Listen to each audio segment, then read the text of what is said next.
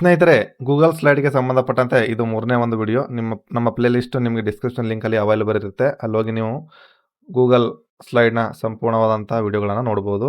ಸ್ನೇಹಿತರೆ, ಕಳೆದ ಒಂದು ವಿಡಿಯೋದಲ್ಲಿ new, open, import slide, make a copy ಇವುಗಳ ಬಗ್ಗೆ ತಿಳ್ಕೊಂಡಿದ್ವಿ. ಇವತ್ತು ಈ ಶೇರು, ಇಮೇಲು, ಡೌನ್ಲೋಡು ಈ ಮೂರರ ಬಗ್ಗೆ ನಾವಿವತ್ತು ಸಂಪೂರ್ಣವಾದಂತಹ ಮಾಹಿತಿಯನ್ನು ಸ್ಟೆಪ್ ಬೈ ಸ್ಟೆಪ್ ತಿಳ್ಕೊಳ್ಳೋಣ.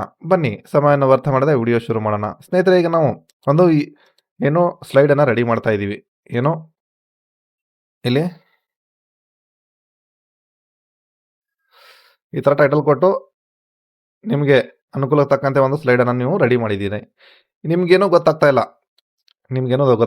ಈ ಸ್ಲೈಡಲ್ಲಿ ನಿಮ್ಮ ಸ್ನೇಹಿತರು ಬೇರೆ ಒಂದು ಊರಲ್ಲಿ, ಬೇರೆ ಒಂದು ದೇಶದಲ್ಲಿ ಕೂತ್ಕೊಂಡಿರ್ಬೋದು.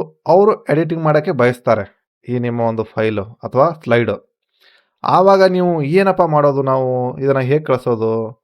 ಅವನು ಲೈವ್ ಆಗಿ ಎಡಿಟ್ ಮಾಡೋದನ್ನು ನಾವು ಕಾಣಿಸ್ಬೇಕು, ಮತ್ತು ಅದರಲ್ಲಿ ನಾನು ಅದು ಏನೇನು ಮಾಡ್ತಾ ಇದ್ದಾನೆ ಅನ್ನೋದನ್ನು ನೋಡಬೇಕು ಅಂತ ನೀವು ಬಯಸಿದ್ರೆ ಇಲ್ಲಿ ಕೆಲಸಕ್ಕೆ ಬರೋದು ಸ್ನೇಹಿತರೆ ಈ ಶೇರ್ ಆಪ್ಷನ್ ಏನಿದೆಯಲ್ಲ, ಈ ಶೇರ್ ಆಪ್ಷನಿಂದ ನಿಮಗೆ ಗೂಗಲ್ ಪ್ರೊವೈಡ್ ಮಾಡುತ್ತೆ. ಅದು ಇಲ್ಲಿ ಶೇರ್ ವಿತ್ ಅದರ್ಸ್ ಅಂತ ಕಾಣಿಸ್ತಾ ಇದೆಯಾ? ಈ ಶೇರ್ ಮೇಲೆ ಕ್ಲಿಕ್ ಮಾಡಿದ್ರೆ ಶೇರ್ ವಿತ್ ಅದರ್ಸ್ ಮೇಲೆ ಇಲ್ಲಿ ಕ್ಲಿಕ್ ಮಾಡಬೇಕು.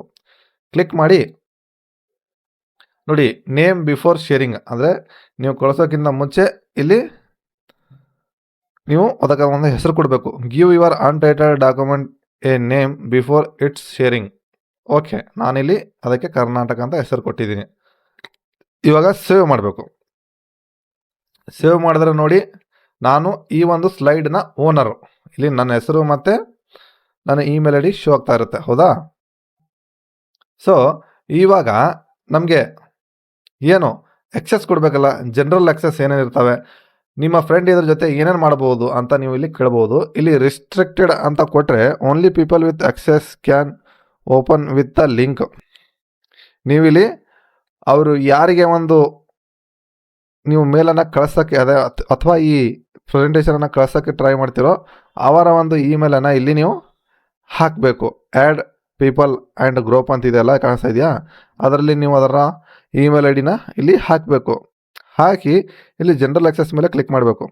ಕ್ಲಿಕ್ ಮಾಡಿದಾಗ ಇಲ್ಲಿ any one with the link ಇದನ್ನು ನೀವು ಎನೇಬಲ್ ಮಾಡಿ ಈ ಲಿಂಕ್ ಮೇಲೆ ಜನರೇಟ್ ಮಾಡಿದ್ರೆ ಪ್ರತಿಯೊಬ್ಬರು ಇದರಲ್ಲಿ ಆಕ್ಸೆಸ್ ಮಾಡ್ಬೋದು. ವ್ಯೂವರ್, ಕಮೆಂಟ್ರ್, ಎಡಿಟರ್, ಇಲ್ಲಿ 3 ಆಪ್ಷನ್ನ ಕೊಡ್ತಾರೆ. ಕಮೆಂಟ್ರ್ ಅಂದರೆ ನೀವು ಇದನ್ನು ನೋಡಿ ತಿದ್ದುಪಡಿ ಮಾಡೋಕ್ಕೆ ಸಜೆಷನ್ ಕೊಡ್ಬೋದು, ಮತ್ತು ಎಡಿಟರ್ ಅಂದರೆ ಇದನ್ನು ತಿದ್ದುಪಡಿ ಮಾಡ್ಬೋದು, ನೀವೇ ತಿದ್ದುಪಡಿ ಮಾಡೋಕ್ಕೆ ಕೂಡ ಇಲ್ಲಿ ಅವಕಾಶನ ಕೊಡುತ್ತೆ.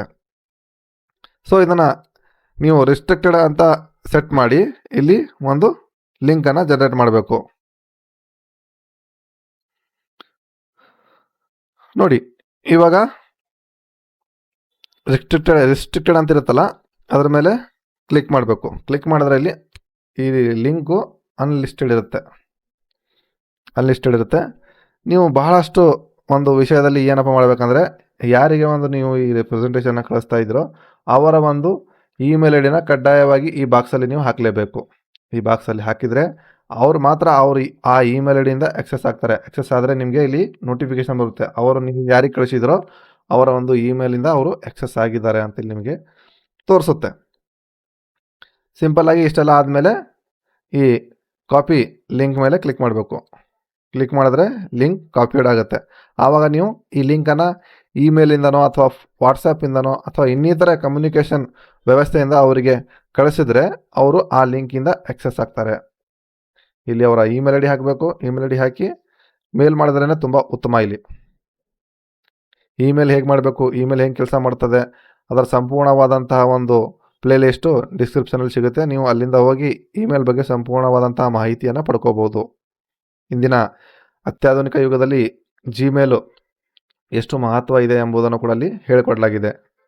ಸೊ ವಿಡಿಯೋ ಇಷ್ಟ ಆದರೆ ಒಂದು ಲೈಕ್ ಮಾಡಿ.